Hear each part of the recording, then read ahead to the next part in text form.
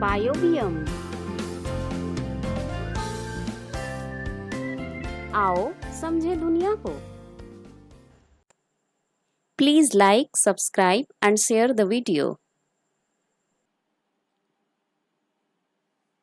Today's class we are going to discuss about nutrition in human being. That means human being में nutrition का process कैसे होगा. Actually, human beings are made up of trillions of cells and that having a complex structure, and that's why it is not possible for them to fulfill their food demand for all the cells by simple diffusion. So, they have a specialized organ system to carry out different functions for nutrition. जैसा कि हम लोग जानते हैं, human being trillions of cell से बना हुआ है और ये काफ़ी कॉम्प्लेक्स स्ट्रक्चर है। इस वजह से इसकी फूड डिमांड को फुलफिल करने के लिए जो ट्रिलियंस ऑफ सेल्स का डिमांड है, उसे फुलफिल करने के लिए सिंपल डिफ्यूजन एनफ नहीं है। इसीलिए ह्यूमन बीइंग के पास स्पेशलाइज्ड सिस्टम है to fulfil the demand of all the cells. In human being it is a complex structure that carry out the process of nutrition and it is called digestive system. Okay, digestive system is responsible for the digestion of food and absorption of nutrients. That means human being का जो complex structure है digestive system का, ये nutrition के process को fulfil करेगा। ये जो है रिस्पॉन्सिबल होगा फूड के डाइजेशन के लिए एज वेल एज उसके न्यूट्रिएंट्स को एब्सॉर्ब करने के लिए। Okay, now we read about the human digestive system. Human digestive system is broadly divided into two types और two parts. Human digestive system को हम दो पार्ट में डिवाइड करते हैं ब्रॉडली। एक number one that is alimentary canal, while the second one associated glands. एक होता है alimentary canal and second that is associated glands. Alimentary canal is a tube like structure that is started from mouth and ends to the anus. Alimentary canal जो है ये एक tube like structure है जो start होता है mouth से और एंड होता है एनस पे। Okay, inside which the various parts of the alimentary canal either folded or tubular or coiled according to the functions they perform. यानी एलिमेंट्री कैनाल के डिफरेंट पार्ट्स जो होते हैं, कहीं फोल्डेड हैं तो कहीं कॉइल्ड हैं, कहीं थिक वॉल्ड है, कहीं थिन वॉल्ड है। और ये क्यों है? ताकि अपना अलग अलग फंक्शंस को परफॉर्म कर सके। Okay, alimentary canal that is started from a mouth having divided into various parts में डिवाइडेड होता है alimentary canal. That is from mouth to oesophagus, then stomach, then small intestine, then large intestine, then rectum and finally ends to the anus. Okay, ये सारे parts होते हैं पूरे के पूरे एलिमेंट्री कैनाल के। While the second structure that is called associated glands, these glands are found along with the elementary canal and opens into the elementary canal. ये elementary के नाल से जुड़े हुए होते हैं एंड फाइनली ओपन होते हैं एलिमेंट्री कैनाल के अंदर ही। They are use to secrete digestive juices for the digestion of food. ये क्या करते हैं? डाइजेस्टिव एंजाइम्स को सिक्रीट करते हैं। इसमें जो भी सिक्रीशन होता है that contains digestive enzymes and that enzymes are used to break the complex food into simpler substances. The example for associated glands are the salivary glands found in the mouth cavity, along the mouth cavity and opens into the mouth cavity. Okay. Second one, that is liver, which is called to be the largest gland or largest internal organ of the body. It is used to secrete bile juice, produce bile juice and store it into the gallbladder. Third one, that is pancreas. Pancreas is a gland which is found just below the stomach, okay, and it secretes pancreatic juice. Pancreatic juice also contains various enzymes which are used to digest the food into simpler substances. The food now when passes from the stomach to the small intestine, it passes to the different parts of the alimentary canal and the food is gone to further regions of the alimentary canal and the digestion as well as the absorption of the food occur accordingly. Elementary canal के different part से food गुजरता है और अलग अलग parts में food का digestion होता है और एब्जॉर्प्शन होता है एंड फाइनली फूड जो भी अनडाइजेस्टेड या कुछ भी बच जाता है उसे बाहर निकाल दिया जाता है. Now alimentary canal is along around 30 feet or 9 metre in length. Alimentary canal की जो लंबाई होती है वो लगभग 30 फीट या फिर 9 मीटर के आसपास होता है. ओके, ये कम या ज्यादा हो सकता है depending upon the different species और डिफरेंट ऑर्गेनिज्म और even in human being also. ये ह्यूमन बीइंग में भी अलग अलग में थोड़ा बहुत आगे पीछे कम या ज्यादा हो सकता है बट बहुत ज्यादा डिफरेंसेस नहीं आएंगे. दूसरे ऑर्गेनिज्म की बात करें तो काफी डिफरेंसेस आ सकता है. First part of the alimentary canal is the mouth. It is the opening of alimentary canal through which the food is taken inside our mouth, which opens into a cavity that is called buccal cavity. That is the food cavity or the buccal cavity is equipped with a lots of tools that are teeth and tongue. Okay, along with it the opening of salivary glands are also there, through which the saliva is secreted inside the mouth cavity. Next, that is the teeth that is found in the mouth cavity or oral cavity. Oral cavity में teeth पाया जाता है. इस teeth के बारे में अब हम लोग देखेंगे. Okay, human beings, you know that we human beings have numerous number of teeth and that are helpful for the mechanical digestion of food. Food को mechanical digestion, that means food को छोटे छोटे टुकड़े में पेस्ट करना, उसे chew करना, इसमें वो हेल्पफुल होता है. Human beings have 2 sets of teeth in a lifetime. Human being के लाइफ टाइम में 2 बार टीथ आता है and that condition is called as the diphyodont condition. Di means 2 times, phyodont का मतलब 2 बार आना दांत का. दैट मीन्स ह्यूमन बींग के पूरे लाइफ स्पन में 2 बार टीथ आ सकता है मैक्सिमम. ओके, और 2 बार आएगा ही आएगा. The first set of teeth is called as the milk teeth or deciduous teeth. Okay, और it is also called as temporary teeth. It is 20 in number.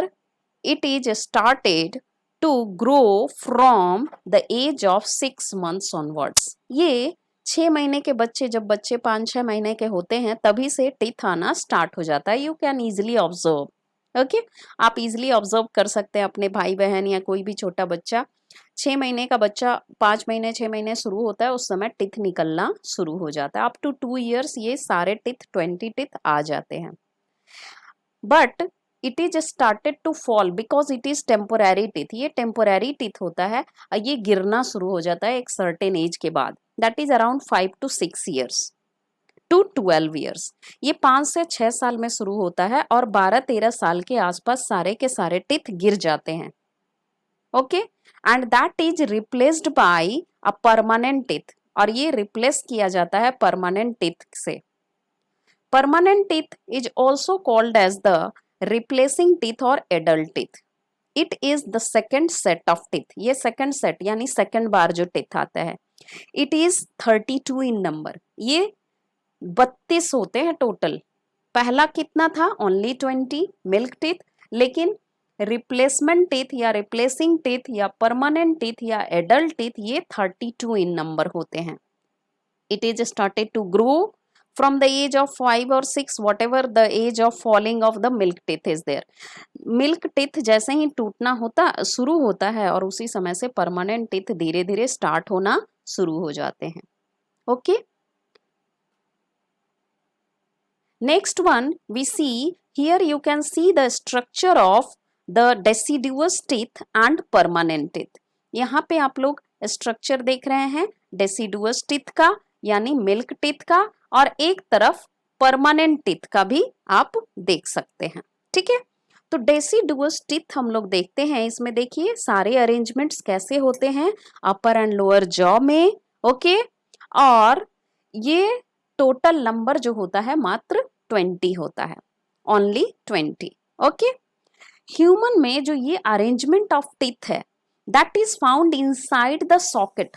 हमारे टीथ जो होते हैं माउथ कैविटी में बोनी एक सॉकेट होता है, यानी छोटा छोटा होल्डर लाइक स्ट्रक्चर, उसके अंदर ये टीथ मौजूद होता है गम्स के अंदर। फॉर एग्जाम्पल, जैसे हम लोग एक टीथ को अगर टूट जाए या निकल जाए, टूथ फॉल कहते हैं सिंपली, आप लोग के एज में 1-2 टूथ तो आप लोग को याद है। जब टूथ निकल जाता है तो वहां पे देखिए एक छोटा सा गड्ढा बन जाता है, दैट मीन्स क्या?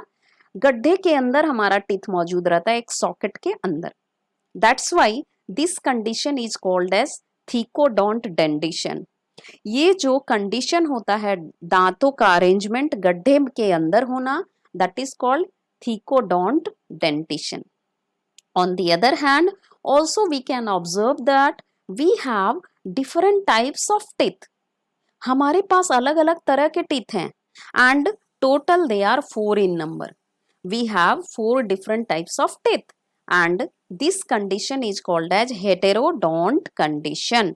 hetero means अलग अलग, मतलब others, या अलग अलग भी कह सकते हैं। don't मतलब dent यानी टीथ, टीथ का होना, टीथ का अलग अलग तरीके का होना is called heterodont condition.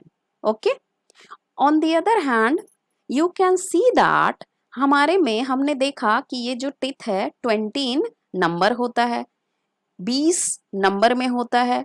20 number के बाद ये जो टीथ है, इसके अलावा जब हम एडल्ट होते हैं, मतलब फर्स्ट सेट ऑफ टीथ जो है वो जब गिरना शुरू होता है तो second set of teeth start होता है। ठीक है, तो first set of teeth that is, हमने देखा कि फर्स्ट सेट ऑफ टीथ जो है वो केवल और केवल 20 नंबर में होता है। याद रखोगे केवल 20 इसलिए होता है because molars teeth are not present in milk teeth. Milk teeth में मोलर प्रेजेंट नहीं होगा। Now we will see about the types of teeth। अब हम लोग टाइप्स ऑफ टीथ देखेंगे। द फर्स्ट और द फ्रंट, जो फ्रंट में टीथ होता है that is called incisors. Incisor नाम ही है कटिंग करने, सीजर वर्ड से आया। ठीक है, incisors, incisors are the front teeth. Okay, and they are 4 in upper jaw and 4 in lower jaw। okay, in permanent teeth also it is 4 in upper jaw and 4 in lower jaw। Incisor teeth are actually designed to cut the food into smaller pieces। हम लोग incisor का इस्तेमाल food को cut करने के लिए करते हैं and they are normally comes from the plants। ऐसे फूड हमेशा प्लांट से आते हैं, जैसे for example if we have to eat carrot, if we have to eat apple, if we have to eat guava, then what we use, सबसे पहले हम लोग कौन सा टीथ यूज करते हैं? आगे का front teeth, that is incisor to cut the food. Second teeth, that is called the canine teeth. Canine teeth are pointed and it is found on all the corners. It is single in number. सारे corner में होते हैं. Upper right, upper left, lower right, lower left. Total 4 in number. Okay. Canines are pointed, somewhat pointed ये होता है. It is specially designed to tear the food. ये design किया हुआ है स्पेशली फूड को टीयर यानी फाड़ने के लिए. एंड फाड़ने के लिए जो टिथ होगा वो क्यों होगा? तो the food which comes from the animals, वैसा फूड जो एनिमल से लेते हैं, खास एनिमल से, दैट मीन्स नॉट मिल्क और Honey, that is the flash. Flash को हम लोग खाने के लिए हमें फाड़ना पड़ेगा, उसे पतले पतले, क्योंकि लेयर्स होते हैं उसमें. एंड दैट्स वाई फाड़ना या चीरने के लिए हम लोग इसका इस्तेमाल करते हैं, that is canine teeth. Okay. We know that human beings are omnivore in nature. Nature में omnivore है, बायोलॉजिकली भी omnivore है. That's why we have both the teeth properly developed, either the incisor or the canines. Incisors क्या के लिए है? Incisors plant product को खाने के लिए है एंड canines एनिमल प्रोडक्ट को यानी फ्लैश को खाने के लिए है. ठीक है. एंड दैट्स वाई यही कारण है herbivores have strong incisors and canines are absent in herbivores. herbivores के पास strong incisor teeth होता है लेकिन canines उनके पास नहीं होते हैं, वो absent होता है. On the other hand, carnivores have strong canine teeth and more than one in each row of the upper and lower jaw, while incisors are either poorly developed or absent in carnivores. carnivores में canines pointed और number भी ज्यादा होगा और उनके incisors काफी poorly developed और absent होंगे. लेकिन कार्निवोर में कैनाइन टीथ बहुत ही स्ट्रॉन्ग होता है, पॉइंटेड होता है, because they are used to eat the flesh of the animals. Next we see that is the third type of teeth, premolars. Premolars are the type of teeth that are used to grind the food or making paste from the food. ये specially designed होते हैं food को grind करने के लिए. Okay. But they are small in size as compare to molar. They are not prominent, बहुत ज्यादा prominent नहीं होते हैं. दैट्स वाई ये छोटे होते हैं, इससे हम पूरी तरह फूड को सारा चबा नहीं सकते हैं. Premolars are found in each jaw of left and right, 2 in number. 2 number में ये मिलते हैं हर जगह. For example, in upper right 2, in upper left 2, in lower right 2, and in lower left 2. So total we have 8 premolars. Next, and the fourth type of teeth, that is called the molars. Molars are the teeth that are broad in structure and that are used to specially grind and making paste of food. Okay. Molars are 3 in each upper half of the jaw and lower half of the jaw. Okay, that means 3 multiply 4, 3 multiply 4, 3 4 ja 12. Total we have 12 molar teeth. Understand na? The last molar teeth in each upper and lower jaw is called as the wisdom teeth or the third molar. Third जो molar होते हैं यानी एक एक चारों corner पे होंगे सबसे लास्ट में, they are called as wisdom teeth. क्यों कहा जाता है? Because they comes very much later as compare to other teeth. दूसरे टीथ की कंपेरेटिवली ये काफी सबसे लास्ट में आते हैं. बिकॉज जो विजडम टीथ होता है वो कब आएगा? जब लास्ट हमारे माउथ कैविटी में जगह रहेगा. माउथ कैविटी में जगह ही नहीं बचता है, सारे टीथ जब ग्रो हो जाते हैं तो बहुत ही कम स्पेस रहता है 13-14 ईयर्स तक. तो जब हम थोड़े और बड़े हो जाते हैं, एडल्ट हो जाते हैं 16, 17, 18 ईयर्स, माउथ कैविटी थोड़ी सी वाइड होती है एंड जैसे ही थोड़ा स्पेस दिखता है, स्पेस मिलता है टीथ के लिए, लास्ट टीथ के लिए, तो वो अपने आप ग्रो कर जाता है और चूंकि ये लैटर एजेस में ग्रोथ करता है, that's why it is called wisdom teeth, यानी अक्ल दांत भी इसे कहा जाता है। Now dental formula. अब डेंटल फॉर्मूला क्या है? डेंटल फॉर्मूला जो है represents the arrangement of teeth in each half of the upper and lower jaw. Dental formula जो होता है इसमें हम अरेंजमेंट, टीथ को अरेंज करते हैं कहाँ? फ्रंट से लेके बैक तक, अपर जॉ और लोअर जॉ। अपर जॉ ऊपर लिखते हैं, लोअर जॉ का नीचे लिखते हैं, ठीक है। एंड फ्रंट से बैक यानी इंसीजर से लेके मोलर्स तक, this is called as the dental formula. For example dental formula is equal to क्या होगा? ICPM upper jaw by ICPM lower jaw. I means incisor, C for canine, P for premolar, M for molars. तो एक human डेसिडिवस teeth की बात करें यानी milk teeth, तो उसमें तो मोलर्स एब्सेंट होता है, तो हम जीरो उसके बदले नहीं लिखते हैं, कुछ नहीं वहां लिखते हैं 2 1 2 बाई 2 1 2, टोटल 20 हो गया। क्यों? क्योंकि यह एक हाफ ऑफ द जॉ का हम लोग बात किए थे, लेफ्ट या फिर राइट, तो लेफ्ट अपर और लेफ्ट लोअर है, ठीक है। तो टोटल 2 से हमें मल्टीप्लाई करना पड़ेगा। ये मैथमेटिकल फॉर्मूला नहीं है कि 2 से मल्टीप्लाई करेंगे, तो यहाँ तो मैथमेटिक्स में कुछ और आता है। यहाँ पे हमें 2 से मल्टीप्लाई का मतलब टोटल टीथ को ऐड करके 2 से मल्टीप्लाई कर रहे हैं। फॉर एग्जाम्पल 2 + 1 + 2, 2 + 1 + 2, टोटल हो गया 5 + 5 10, and 10 multiply 2 is equal to 20. Okay, next adult teeth में यही चीज होगा, मोलर सारे प्रेजेंट होते हैं, 3 मोलर्स, तो ऐड हो गया 3 3 दोनों ओर, ठीक है।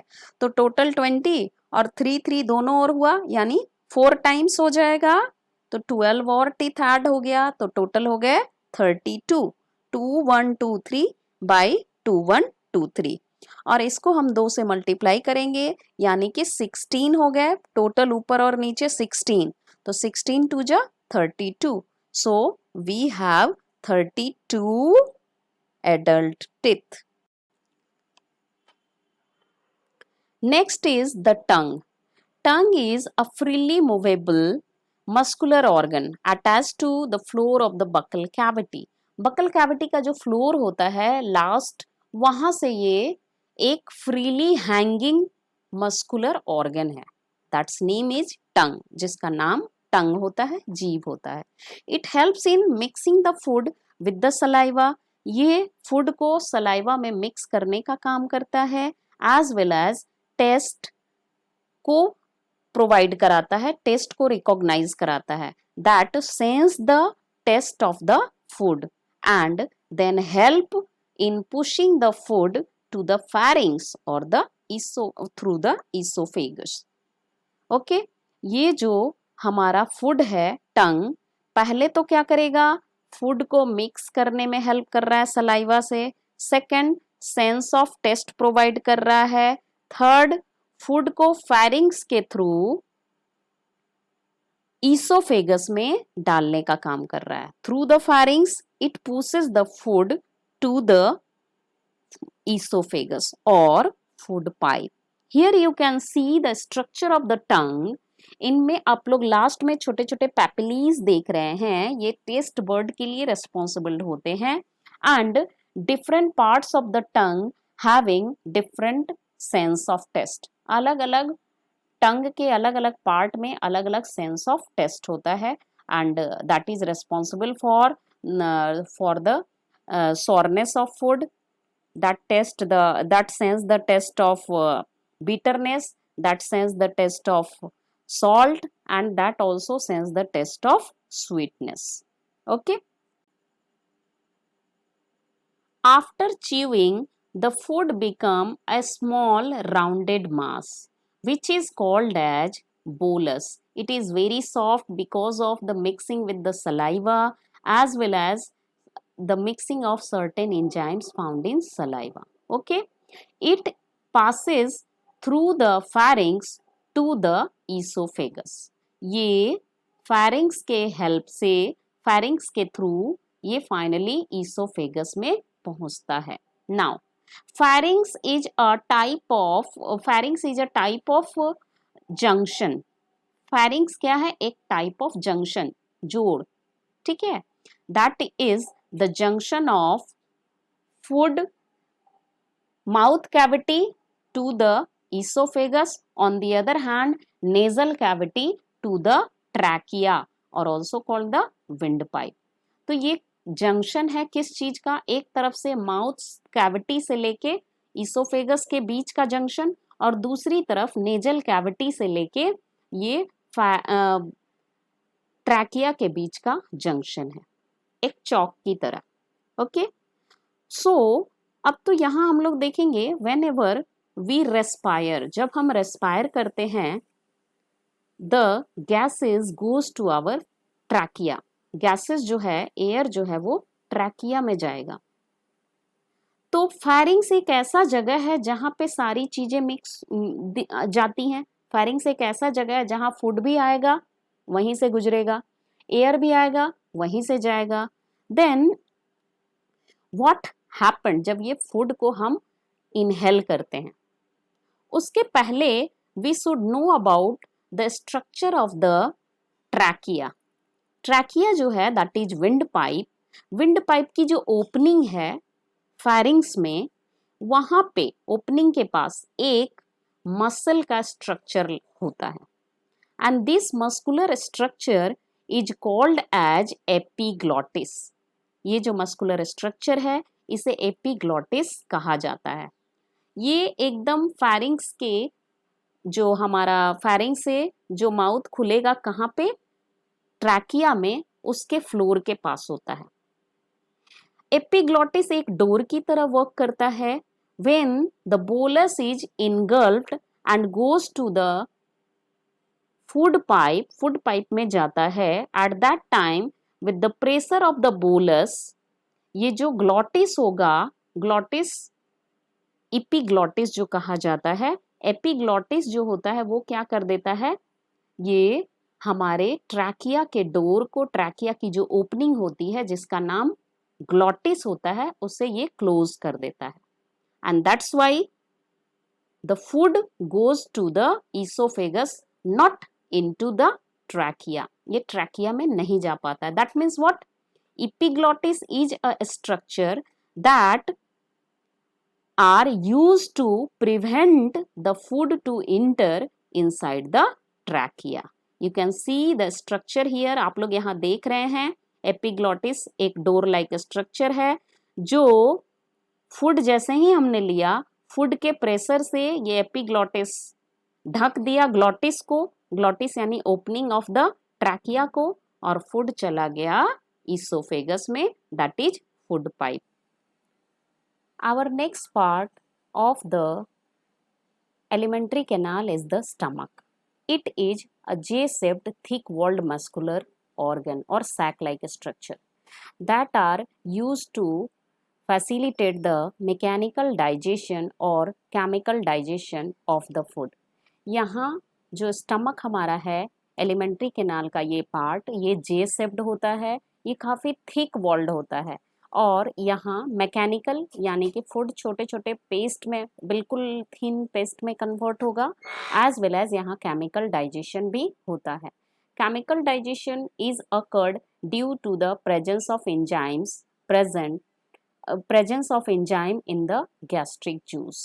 Okay, the food passes to the stomach, is churned and mixed with the gastric juice secreted by the walls of the stomach. Stomach के वॉल्स में गैस्ट्रिक ग्लैंड्स होते हैं जिससे एक केमिकल निकलता है, जूस निकलता है, that is called gastric juice. ये फूड में मिक्स होता है और फूड का फर्दर डाइजेशन प्रोसेस शुरू होगा। The gastric juice contains hydrochloric acid, mucus and enzyme pepsin. HCl और hydrochloric acid provide the acidic medium for the activation of digestive enzymes that and also kills the microorganisms present in the food.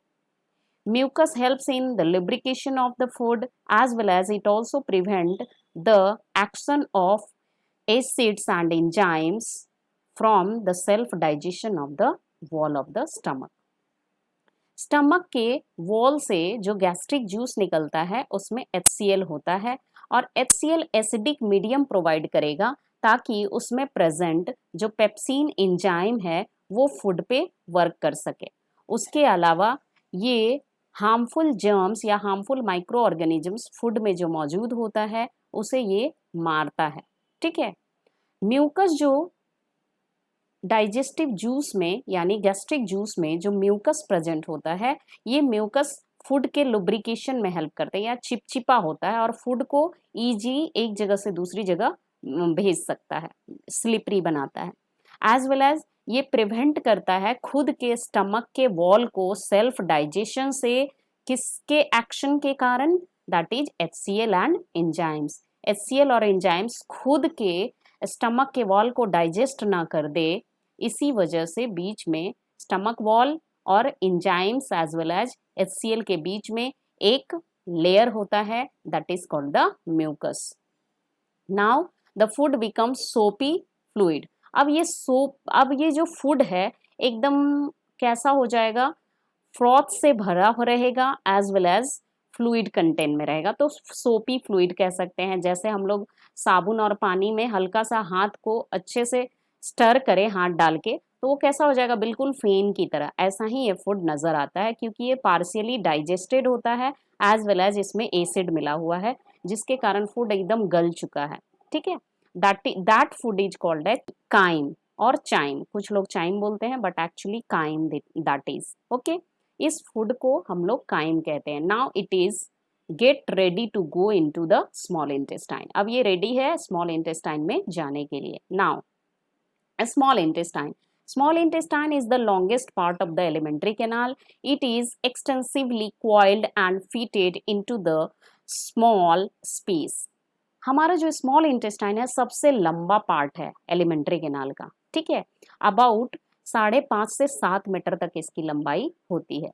तो ये जो है ये बिल्कुल छोटे से space में फिटेड है।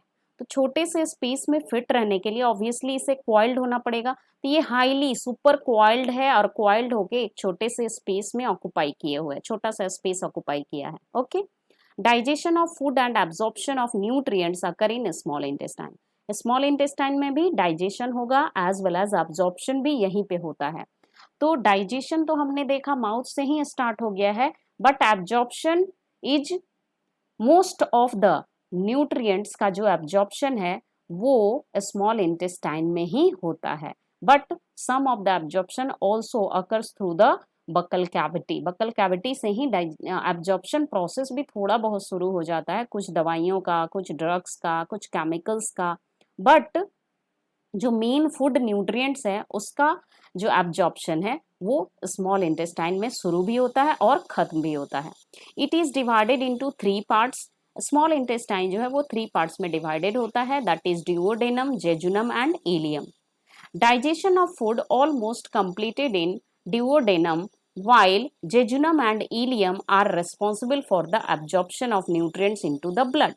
ज्यादातर डाइजेशन प्रोसेस जो है वो ऑलमोस्ट मैंने ऑलमोस्ट यहाँ लिखा हुआ है का मतलब ज्यादातर फिनिश हो जाता है डाइजेशन का प्रोसेस ड्यूओडेनम तक। थोड़ा बहुत जो बचा रहता है वो जेजुनम एंड इलियम में होता है, बट जेजुनम एंड इलियम ज्यादातर रिस्पॉन्सिबल होते हैं एब्जॉर्प्शन ऑफ न्यूट्रिएंट्स के लिए। यहाँ से फूड एब्जॉर्ब होके ब्लड में जाएगा। ठीक है। तो this is called, that's why jejunum and ileum जो है वो रिस्पॉन्सिबल है absorption of nutrients into the blood के लिए। ठीक है। Now the large intestine. Large intestine is called as normally the last part of the in alimentary canal. ये alimentary canal का लास्ट पार्ट माना जाता है and it is divided into 3 parts. इसे 3 पार्ट्स में हम डिवाइड करते हैं। One is called the ascending colon, other one is called as the transverse colon, while third one is called as the descending colon. Ascending यानी नीचे से ऊपर, छोटा से बड़ा, तो नीचे से जो ऊपर की ओर चौड़ा सा जो ट्यूब जा रहा है एलिमेंट लार्ज इंटेस्टाइन वो कहलाता है असेंडिंग कोलोन। ट्रांसवर्स जो ट्रांसवर्स है और फिर ऊपर से नीचे की ओर जो आएगा that is called descending colon. Descending colon is the last part of the large intestine. Okay. Now the undigested and unabsorbed food reaches to the large intestine where water and salt is absorbed by the walls of the large intestine. Large intestine में किसी भी तरह के nutrients का absorption नहीं होता है, ये याद रखना है, ठीक है। तो लार्ज इंटेस्टाइन में होता क्या है, लार्ज इंटेस्टाइन में जो अनएब्जॉर्ब्ड और अनडाइजेस्टेड जो फूड आ रहा है उसमें से क्या करता है, लार्ज इंटेस्टाइन का वॉल वाटर को as well as some important salts and minerals जो मौजूद रहते हैं उसे ये एब्जॉर्ब कर लेते हैं, understand. As a result then undigested as well as unabsorbed food matter is left now and this is called as the feces. इसके कारण अब जो undigested unabsorbed food बच गया उसे feces कहते हैं। ये temporarily स्टोर होता है rectum में, it is temporarily stored in the rectum till defecation through anus, जब तक कि हम एनस से इसे बाहर निकाल नहीं देते हैं, okay. And this process is called as the egestion of faeces through the anus which is controlled by the muscles that is called anal sphincter. Thanks for watching the video and don't forget to like, subscribe and share the video.